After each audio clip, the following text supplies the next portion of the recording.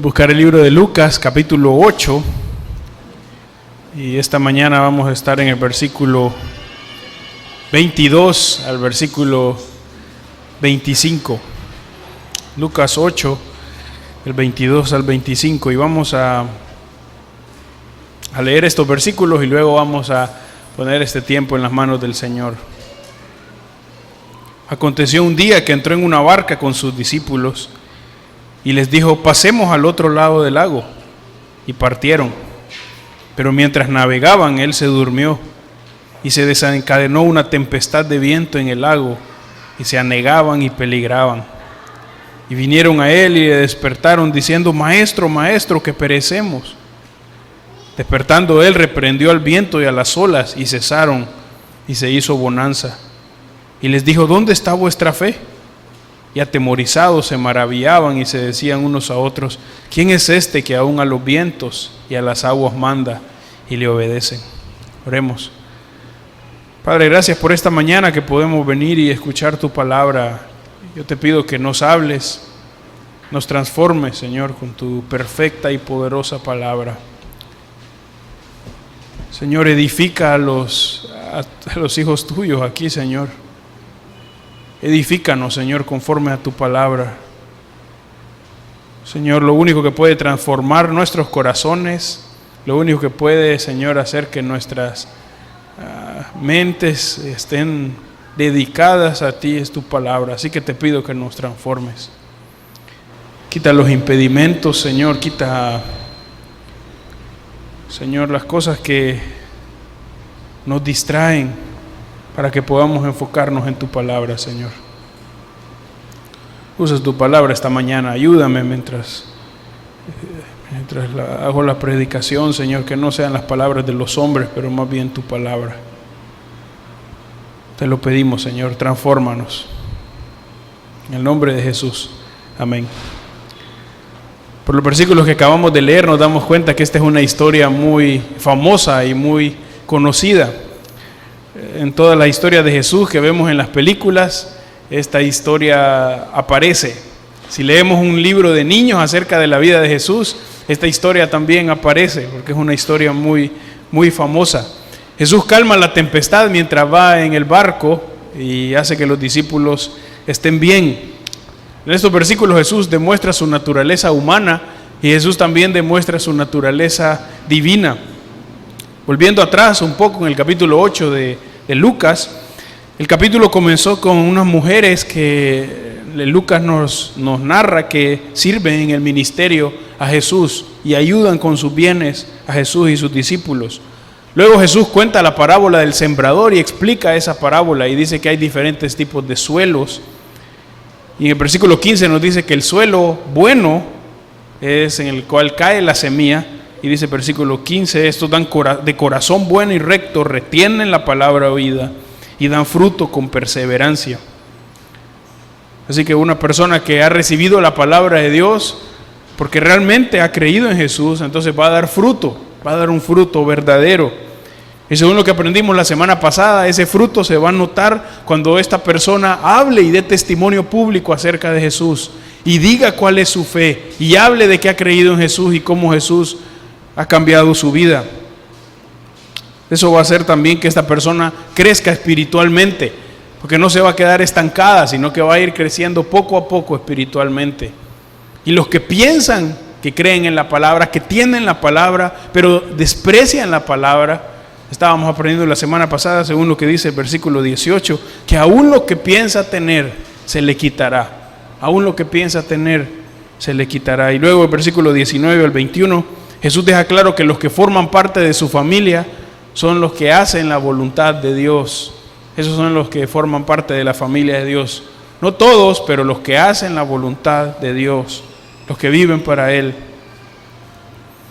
Este suceso que acabamos de leer en versículo 22 al 25 se encuentra también en los evangelios de Mateo y de Marcos. Y se nos narran algunas cosas parecidas y otro poquito de diferentes. Y vamos a ver algunas cosas también mientras vamos estudiando este versículo. El título de esta enseñanza es el poder de Jesús sobre la tormenta. Porque eso es lo que hace Jesús en este pasaje. Muestra su poder parando la tormenta, así como estábamos cantando, que Él es grande y que es nuestro Dios, que adoramos. Eso es lo que muestra Jesús aquí, muestra su poder sobre la tormenta. Vamos a dividir este capítulo, o estos versículos, en 3 partes. Primero, versículo 22 al 24a, que es la primera parte del versículo 24. Vamos a ver la tempestad que comienza. Versículo 24b, vamos a ver la tormenta que se acaba. Y versículo 25, vamos a pensar en el tema que debe ser resuelto. Así que primero pensemos en la tempestad que comienza. Versículo 22 al 24. Aconteció un día que entró en una barca con sus discípulos y les dijo: pasemos al otro lado del lago, y partieron. Así que entran en la barca y dice el versículo que aconteció un día. ¿Qué día sucede esto?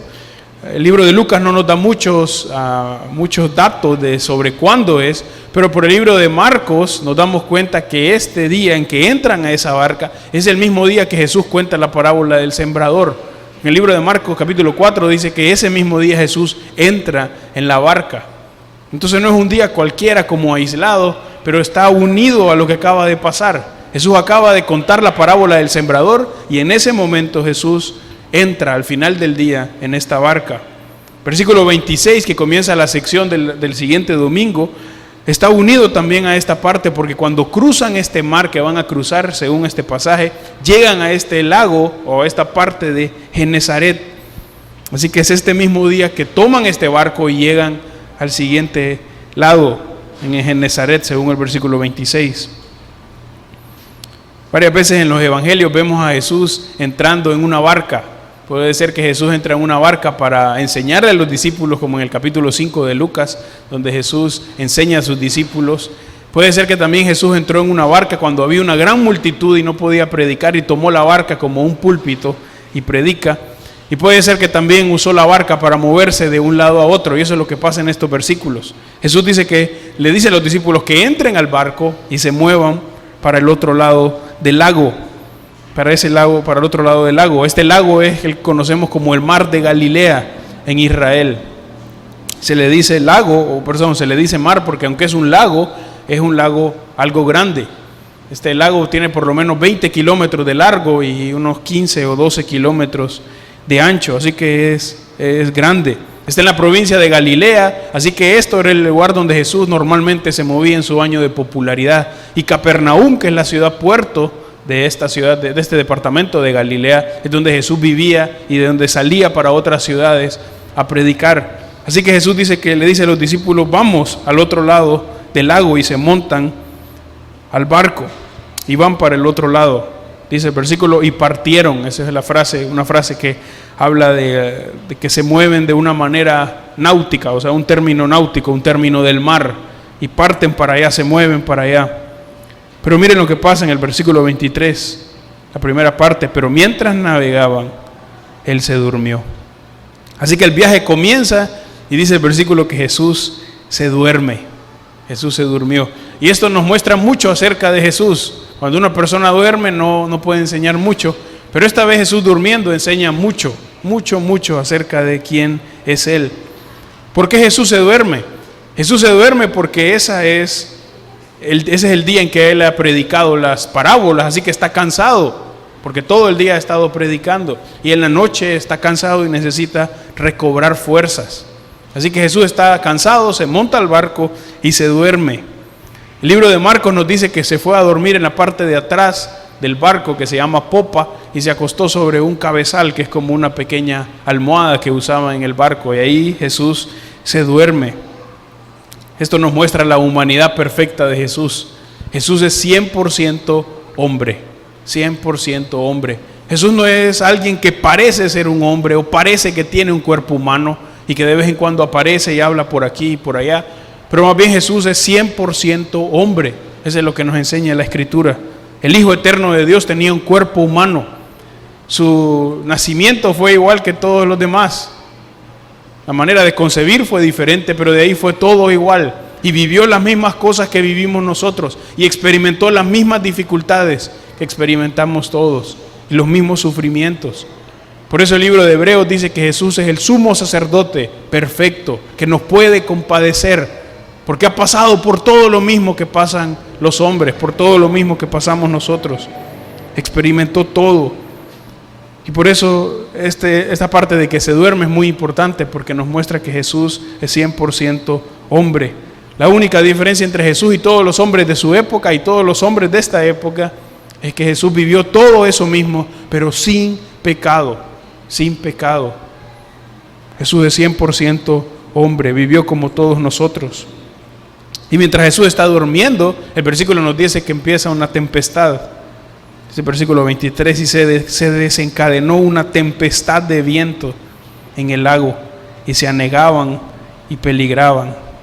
Así que es una tempestad de viento, pudiera ser que incluye lluvia, podría ser que no, pero es una tempestad de viento, mucho viento. También la palabra puede ser usada como para huracanes, así que es un viento grande. Por cómo está el mar de Galilea, esto era bien común en ese mar. Este mar está debajo del nivel del mar y cerca de él hay varias montañas. Entonces estas montañas producen viento que corre por ahí y levanta las olas, y es casual o es común que esto pase, que estas tormentas sucedan. Pero esta tormenta es diferente. Varios de estos discípulos que andaban ahí eran marineros o eran pescadores y conocían el mar, habían pescado en ese mar. Pero esta tormenta es diferente, esta tormenta es más fuerte. Dice el versículo que se anegaban y peligraban. La idea de anegaban es que se están inundando. Las olas son tan fuertes que están inundando la pequeña barca. Dice que peligran. Esta palabra significa que están peligrando fuerte, un peligro de verdad. Se pueden morir, como ellos más adelante lo dicen. Así que las olas están entrando, se está inundando y está corriendo mucho viento y están peligrando. ¿Qué hacen los discípulos? Lógicamente están asustados. Es algo común para los hombres asustarse en momentos difíciles o en momentos que no entendemos. Así que están bien asustados por esto que está pasando. Aun si nosotros nunca hemos estado en una situación así, donde estamos en un barco, no sé cuántos de ustedes se han montado en algún barquito o en un barco, y antes de que empiecen las olas ya están temblando, ya están asustados. Eso puede pasar. Pero estos están asustados porque de verdad el barco está ahí en el mar y las olas están pesadas. Así que es una tormenta muy fuerte. Los discípulos lo saben. Así que tal vez los discípulos, mientras están ahí pensando en lo que va a pasar y pensando, esta es la última noche, este es el último momento que estamos en este barco, nos vamos a morir todos. Tal vez empiezan a ver quiénes están. Está Pedro, está Juan. Y mientras están contando, se dan cuenta que falta uno. ¿Qué habrá pasado con el que falta? ¿Se habrá caído al agua? ¿O qué habrá pasado? Y se dan cuenta que el que falta es Jesús, y que no se cayó al mar, sino que está durmiendo. Y eso seguramente les llama la atención. ¿Quién puede dormirse en este momento? Miren lo que le dicen, versículo 24. Maestro, maestro, que perecemos. Podemos imaginarnos el tono en que le dicen esto, ¿no? Van y le dicen, maestro, maestro, estamos aquí, ya nos estamos muriendo. No, van asustados, corriendo, maestro, maestro, que perecemos. Maestro significa el que nos enseña la palabra. Nos estamos muriendo. Tú eres el maestro y nos estamos muriendo. ¿Cómo es posible que estás dormido? Y Jesús está completamente dormido. Es como cuando decimos de alguien que está dormido como una roca. Todo el barco se está moviendo, el viento está moviendo, las olas están cayendo y Jesús está durmiendo. Y aunque Jesús está durmiendo, eso nos muestra que Jesús está descansando en las promesas de Dios. Está durmiendo, pero está descansando en las promesas de Dios, mientras los discípulos están corriendo y afanados por lo que está pasando. Entonces le dicen, maestro, maestro, que perecemos. La repetición demuestra que están realmente preocupados. No solo le dicen una vez, sino maestro, maestro.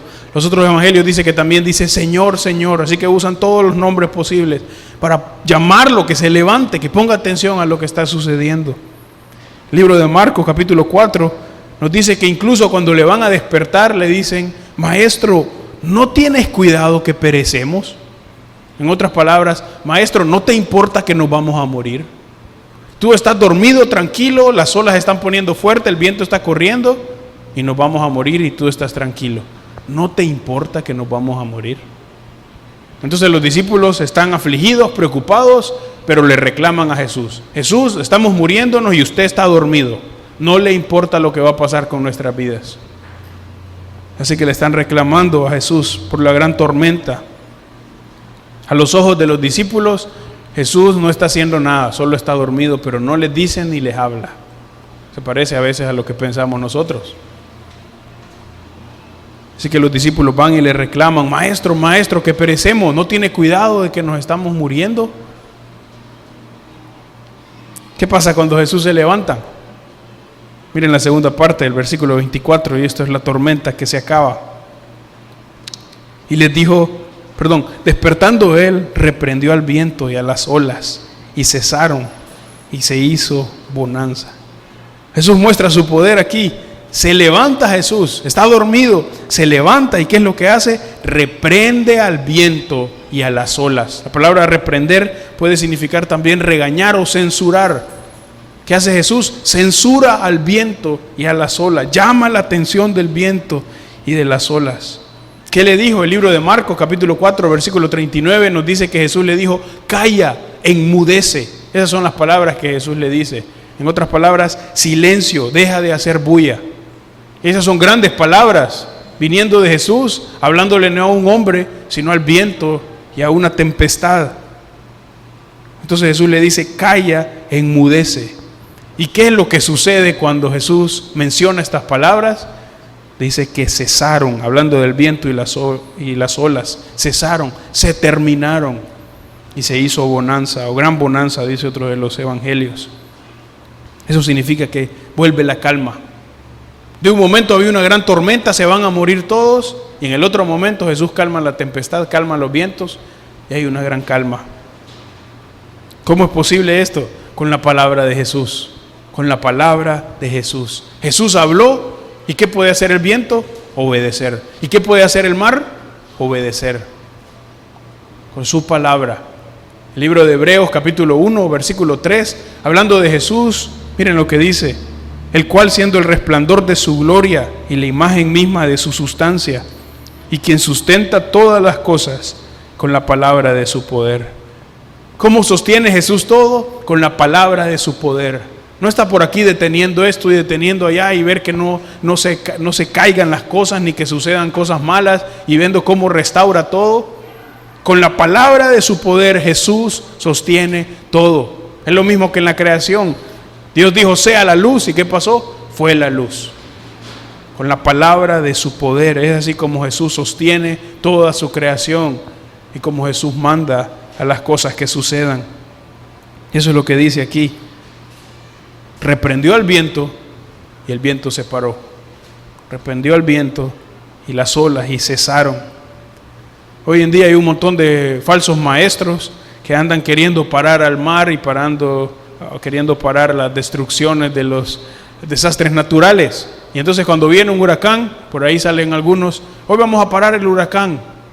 El huracán no se detiene. Hoy detenemos y cancelamos la destrucción que trae el huracán. La destrucción no se detiene. ¿Por qué no pueden hacerlo? Porque Dios es el único que puede hacer eso. Dios es el único que puede hacer eso. Cuando vino el COVID en el 2020, un montón de falsos maestros estaban reprendiendo al COVID y diciendo que el COVID no iba a venir y que no iba a hacer estragos. El COVID sí vino, no pudieron detenerlo, porque no tienen el poder y porque son falsos maestros. Un falso maestro muy famoso en los días que cerraron Honduras, 14, 15 de marzo, estaba aquí y tenía una campaña de milagros y sanaciones toda una semana, pero como vino el COVID tuvo que cerrar la campaña de milagros porque no iba a poder realizar los milagros. Él también reprendió al COVID que no iba a venir a Estados Unidos, donde él vivía, ni iba a venir a Honduras. Tuvo que huir de Honduras y refugiarse en su casa porque el COVID sí llegó. Entonces los falsos maestros no pueden detener las cosas naturales. Jesús sí puede hacerlo porque Jesús es Dios. Jesús es Dios y por eso puede hacerlo. Solo Dios puede hacerlo. Quiero que vayamos al libro de los Salmos, capítulo 107. Y aquí se nos narra un episodio donde Dios puede librar a las personas de las tormentas. Salmo 107, versículo 28 y al 30. Desde el versículo 23 comienza a hablar de los que descienden al mar en naves y están en el agua. Pero miren el versículo 28 al 30. Entonces claman a Jehová en su angustia y los libra de sus aflicciones. Cambia la tempestad en sosiego y se apaciguan sus ondas. Luego se alegran porque se apaciguaron y así los guía al puerto que deseaban. Alaben la misericordia de Jehová y sus maravillas para con los hijos de los hombres. Entonces, ¿qué hacen las personas? Según este versículo, claman a Jehová. ¿Y qué hace el Señor? Los libra y los lleva a un lugar, a un puerto que deseaban. Se alegran. ¿Por qué? Porque la tormenta se apaciguó, porque hubo sosiego, porque hubo calma. Y entonces trae tranquilidad. Eso es una descripción de lo que Dios hace. Y lo que vemos en Lucas es una descripción de lo que Jesús hace. Porque Jesús es 100% Dios. Antes vimos que Jesús es 100% hombre. Y ahora vemos aquí que Jesús es 100% Dios. Sus naturalezas son perfectas, 100% hombre, 100% Dios. Las naturalezas no tienen ningún problema entre ellas, no se confunden, tienen armonía, según lo que vemos en la Escritura.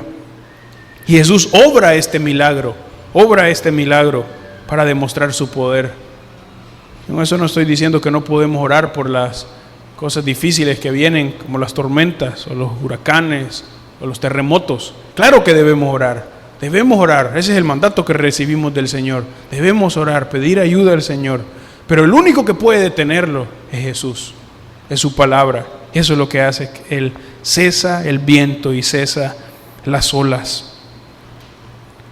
Los discípulos tienen que reaccionar ante esto, así como nosotros debemos reaccionar, los discípulos también reaccionan. Miren el versículo 25. Y Jesús toca un tema aquí y es el tema que debe ser resuelto. Y les dijo: ¿dónde está vuestra fe? Y atemorizados se maravillaban y se decían unos a otros: ¿quién es este que aún a los vientos y a las aguas manda y le obedecen? Así que Jesús le hace una pregunta respecto a su fe. Y esta pregunta realmente es importante porque va a demostrarles a ellos qué tan importante o cómo confían en Jesús. Y nos va a demostrar a nosotros también qué tan importante es esto. Toda la teología es práctica. El conocimiento que aprendemos de la palabra de Dios es práctico. Llega un momento donde tenemos que ponerlo en práctico. No, la palabra de Dios no está para que nos llenemos de toda la información y sepamos todo. Está para que obedezcamos al Señor, para que vivamos para el Señor. Y eso es lo que Jesús les va a mostrar aquí. Así que les pregunta: ¿dónde está vuestra fe? ¿Dónde está su fe? Y cuando comparamos el relato de Mateo y Marcos, lo que vemos es que Jesús le hace esta pregunta para demostrarles por qué tienen miedo. ¿Por qué tienen miedo? Hombres de poca fe. Pudiéramos contestar: tienen miedo porque se van a morir, Jesús, por eso tienen miedo. Pero Jesús les pregunta: ¿por qué tienen miedo? ¿Tienen que tener miedo? La respuesta es no, no tienen que tener miedo. Eso es lo que Jesús va a explicar. No tienen que tener miedo. Esta palabra fe tan pequeña es muy importante y necesitamos entenderla bíblicamente, porque hoy se habla mucho de la fe, pero no conforme a la palabra de Dios. ¿Qué es la fe? Fe es creer lo que Dios dice acerca de sí mismo en su palabra. Eso es la fe, creer lo que Dios dice acerca de sí mismo en su palabra. En otras palabras, fe es creer en la Biblia. Eso es la fe, creer en la Biblia. Fe no es pensar que todo me va a salir bien. Fe no es pensar y tener pensamientos positivos. Fe no es negar o cancelar las situaciones difíciles que pasan en mi vida. Esa no es fe. Fe es creer en la Biblia. Y la fe verdadera está fundamentada no en lo que escucho, no en lo que me dicen, pero en la palabra de Dios. Ahí está fundamentada la fe verdadera, en la palabra de Dios. Romanos capítulo 10, versículo 17 dice: así que la fe es por el oír, y el oír por la palabra de Dios. ¿De dónde viene la fe verdadera? De la palabra de Dios. ¿Y está fundamentada ¿dónde? En el carácter de Dios. Por eso la fe verdadera nunca es producida por los hombres. Nunca es producida por los hombres. Siempre Dios tiene que obrar para que tengamos fe. Dios tiene que obrar en nuestros corazones para que tengamos fe. Si tenemos fe, es porque Dios ha obrado en nosotros. Si creemos en la palabra de Dios, es porque Dios ha obrado primero en nosotros, para que podamos tener esa fe, para que podamos ejercitar la fe. Estos discípulos eran verdaderos seguidores de Jesús, pero en ese momento están afligidos. Están preocupados. ¿Por qué se afligen y por qué se preocupan? Porque comienzan a ver con sus ojos las situaciones. Porque comienzan a ver la tormenta y dejan de ver a Jesús. Y se enfocan en lo que están pasando y no en Jesús. El versículo 22, al principio de este relato, Jesús les dice: pasemos al otro lado del lago. Jesús les afirma: vamos a esta barca y vamos a llegar al otro lado. Pero en el camino comienza la tormenta y los discípulos piensan: no vamos a llegar al otro lado. No vamos a llegar, aquí nos vamos a morir en la mitad del camino. Pero Jesús les dijo: pasemos, o sea, vamos a llegar. Nos vamos a montar en la barca y vamos a llegar al otro lado. Pero los discípulos, como se enfocan en sus situaciones, dejan de ver a Jesús y comienzan la preocupación. Comienzan los problemas para ellos. ¿Cómo reaccionan los discípulos? Esto nos va a enseñar mucho. Versículo 25: y atemorizados se maravillaban y se decían unos a otros: ¿quién es este que aún a los vientos y a las aguas manda y le obedece? Esa palabra atemorizado significa que están aterrorizados, llenos de pánico, están con miedo y se maravillan, están admirados. Ya no tienen miedo de la tormenta y del agua, no tienen miedo de eso. Tienen temor ahora de Jesús. ¿Por qué? Porque como dicen ellos: ¿quién es este que aún a los vientos y a las aguas manda y le obedecen? ¿Han visto a Jesús otras veces haciendo milagros? En capítulos anteriores de Lucas, sanó a la suegra de Pedro que tenía una fiebre, levantó a un muerto. Pero nunca han visto un hombre que para el viento y el viento se para. ¿Quién es este que aún los vientos y las aguas manda y le obedecen? Entonces, ¿qué pasa con estos discípulos? Tienen temor de Dios. Saben que Jesús es Dios. Saben que Jesús es Dios. Y con esta pregunta Jesús les está enseñando: no tienen que temer la tormenta. No tienen que temer las situaciones. Tienen que temerme a mí. Tienen que tener temor de Dios. Eso es lo que Jesús está diciendo.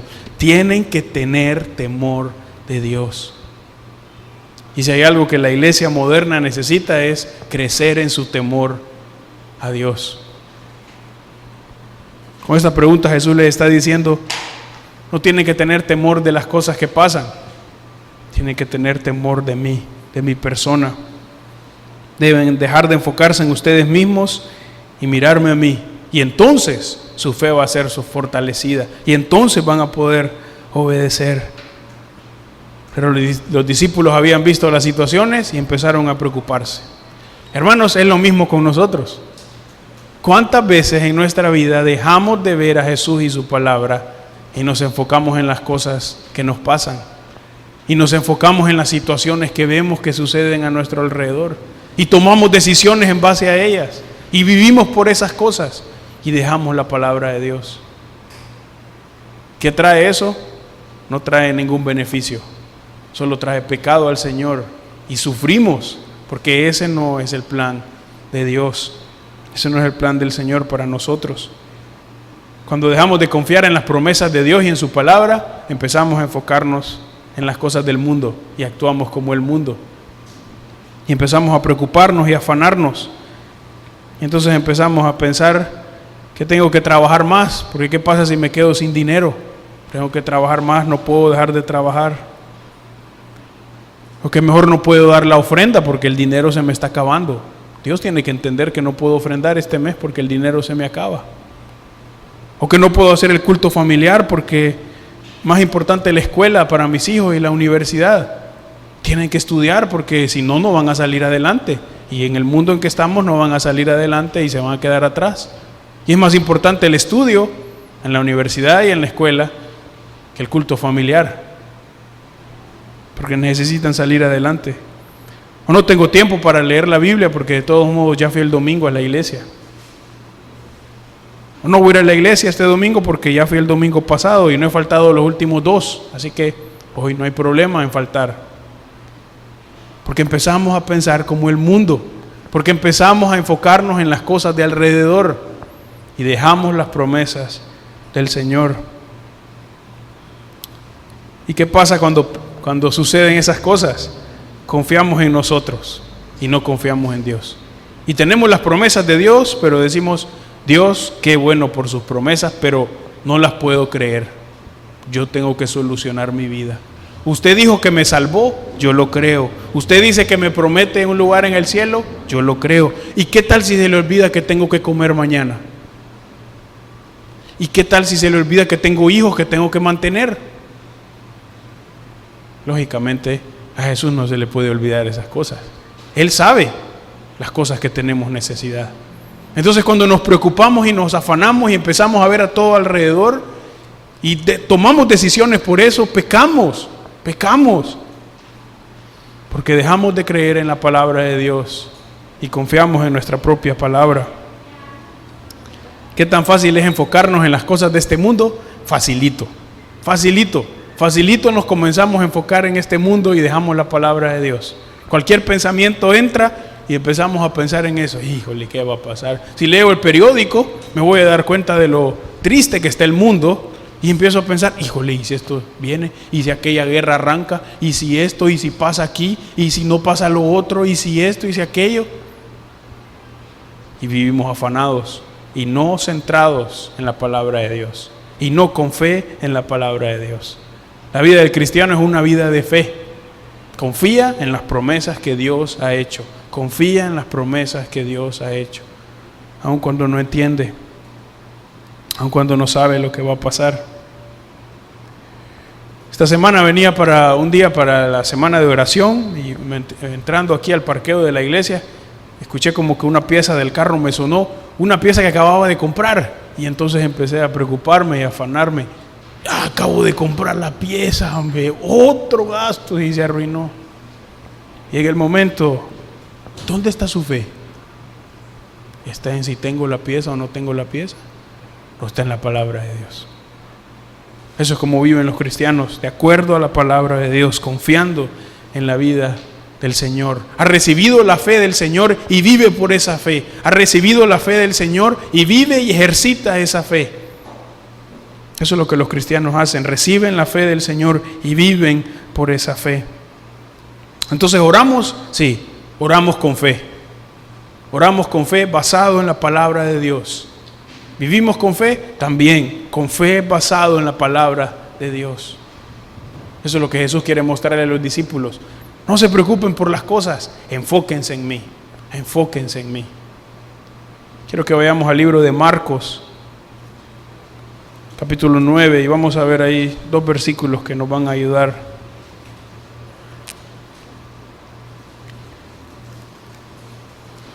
Como una conclusión. Es la historia de que Jesús va a sanar a un muchacho que está endemoniado. Primero los discípulos quieren sanar al muchacho endemoniado, pero no pueden porque no confían, no creen en la palabra de Dios. Y Jesús también los reprende porque no confían en la palabra de Dios. Versículo 23. Marcos 9, 23. Jesús se dirige al hombre que es el papá del muchacho que está endemoniado y que está sufriendo. Jesús le dijo, si puedes creer, al que cree, todo le es posible. Entonces Jesús le dice, si puede creer, todo le es posible. Lógicamente está diciendo, si puede creer en mí, es posible que esta persona sea sana. Miren la respuesta del hombre, versículo 24. E inmediatamente el padre del muchacho clamó y dijo, creo, ayuda a mi incredulidad. ¿Qué dice este hombre? Creo, de verdad creo, Señor, pero soy débil, mi fe es débil, ayuda a mi incredulidad. Ayúdame, creo, pero ayúdame. Y esa debe ser nuestra oración, porque nuestra fe es débil. Señor, yo creo en tu palabra, pero ayúdame. Porque soy tentado por aquí, porque pienso en esto. Ayúdame mi incredulidad, para que pueda obedecerte, para que pueda vivir para ti. Creo, ayuda mi incredulidad. Entonces esa debe ser nuestra oración. Temer al Señor y pedirle que nos ayude en nuestra incredulidad. Ayúdame a confiar en tu palabra, que el temor mío aumente. Que el temor mío para ti aumente. Ayuda a mi incredulidad. Hay un himno muy famoso, tal vez algunos de ustedes lo han escuchado, está basado en esta historia, se llama Maestro, se encrespan las aguas. Miren el coro de este himno: los vientos, las ondas oirán tu voz, sea la paz. Calman las iras del negro mar, las luchas del alma las hace cesar. Y así la barquilla va el Señor, hundirse no puede en el mar traidor. Doquier se cumple tu voluntad, sea la paz, sea la paz. Tu voz resuena en la inmensidad, sea la paz. ¿Quién puede hacer cesar las luchas del alma? Jesús y su palabra. ¿Quién puede darnos consuelo en las cosas que no entendemos, o en las dificultades, o en las preocupaciones? Jesús. Necesito verlo a Él, necesito enfocarme en Él, necesito estar fundado en la Escritura, y entonces voy a poder dormir tranquilo, así como Jesús estaba durmiendo tranquilo. Vamos a orar. Señor, gracias por tu palabra. Ayuda nuestra incredulidad. Somos débiles, constantemente, Señor, empezamos a ver las situaciones alrededor. Incluso nos imaginamos las tormentas y lo que puede suceder aun cuando no ha pasado. Pero tú nos dices aquí que debemos enfocarnos en ti.